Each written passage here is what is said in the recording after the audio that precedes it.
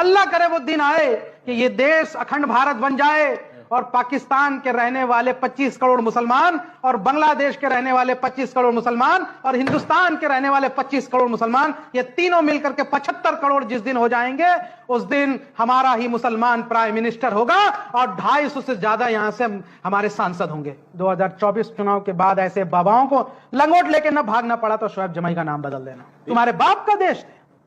आप कह रहे हैं कि 25 करोड़ मुसलमान आप बांग्लादेश से ले आएंगे, 25 करोड़ मुसलमान आप पाकिस्तान से ले आएंगे, मतलब अखंड भारत करेंगे। अपनी बात को रख लेंगे ना, वो है ना, आप उनके स्पोक्सपर्सन तो नहीं है। एक बात बताइए, अखंड भारत करके आप मुस्लिम प्रधानमंत्री लेके आना चाहते हैं और बागेश्वर बाबा को, आपने बागेश्वर बाबा के लिए बोला कि 2024 के बाद वो लंगोट लेके भागेगा।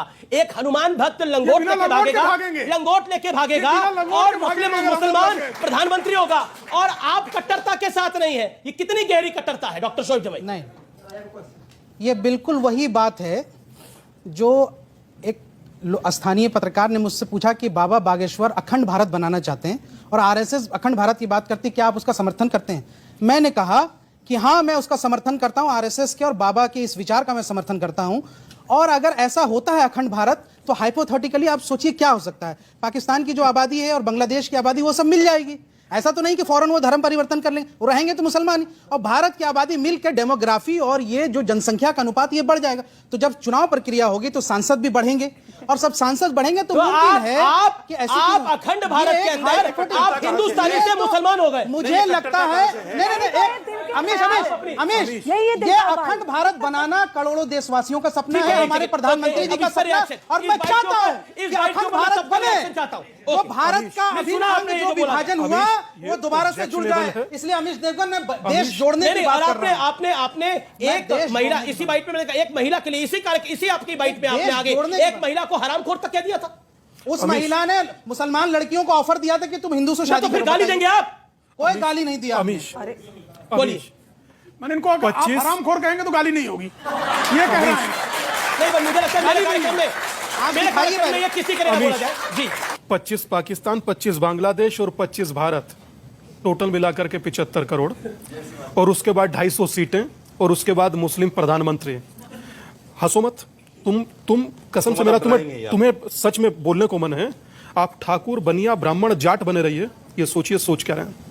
अच्छा, ये भाई अखंड तुम्हें हिंदू होने की जरूरत है। जातियों में यार ये कोई ऐसे कोई ना होता है, बोला ना आपने अभी। अरे अखंड भारत मेरा थोड़ी प्रस्ताव है भैया, आपका है, हम उसका समर्थन कर रहे हैं। बोलिए आप अपनी बात को बोलिए। जातियों में रहना बट चाहते हो, मगर मैं आपसे एक बात और हाथ जोड़कर कह रहा हूं, और कहो तो पल्ला फैलाकर भीख मांगू यार, अगर जो एक होकर रहना है तो रहो, वरना तो देश का विघटन ऐसे होगा।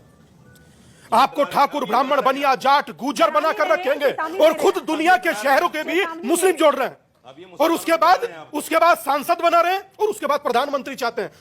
यह निर्णय आप कीजिए कि आप जातियों में बंटकर रहना चाहते हैं या हिंदू होकर या इस मानसिकता के गुलाम होकर, से आप कीजिए। इस देश को पहले ही क्या कम सर जयचंद मिले थे? बात करते हैं आप देश में रहकर क्या पाकिस्तान से सांसद लाएंगे? प्रधानमंत्री हो सकते हैं, मुसलमान नहीं हो सकते। आप बाहर से इंपोर्ट करिएगा। मैं जवाब दे रहा हूं डॉक्टर जमाई के जवाब। डॉक्टर जमाई, मैंने सुनी बात, शुक्ला। मैं जवाब दे रहा हूं। डॉक्टर जमाई, अगर नहीं क्यों बोला, ये क्या आवश्यकता क्यों पड़ी आपको?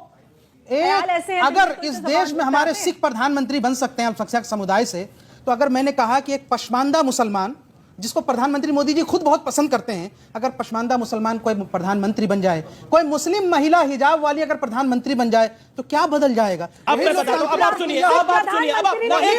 एक second, all audios down, PCR, all audios down.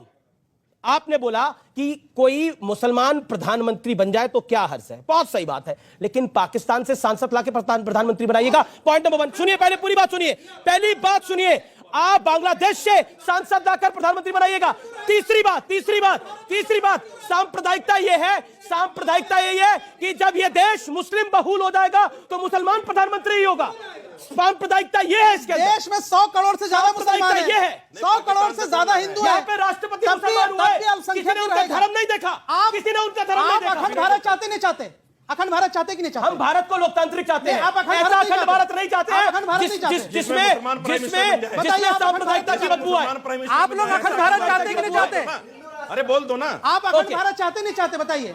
मैं पीछे- चाहता हूं अखंड भारत, आप बताइए अखंड भारत चाहते नहीं चाहते? अखंड भारत चाहता और हिंदू ही प्रधानमंत्री रहेगा, चलकर रहेगा, चलकर रहेगा, और आप शिया सुन्नी लड़ते रहोगे। आप अखंड भारत चाहते हैं, देख कर नहीं पा रहे हैं। इस देश पीछे जाइए। के इस देश के करोड़ों देशवासियों की ये सुनिए। सपना है कि अमीर जी। भारत अखंड भारत बने। अब डॉक्टर प्रेम शुक्ला- ये जो अब पाकिस्तान डॉक्टर प्रेम बांग्लादेश शुक्ला- टूट गया ये फिर से जुड़ जाए। अब डॉक्टर प्रेम शुक्ला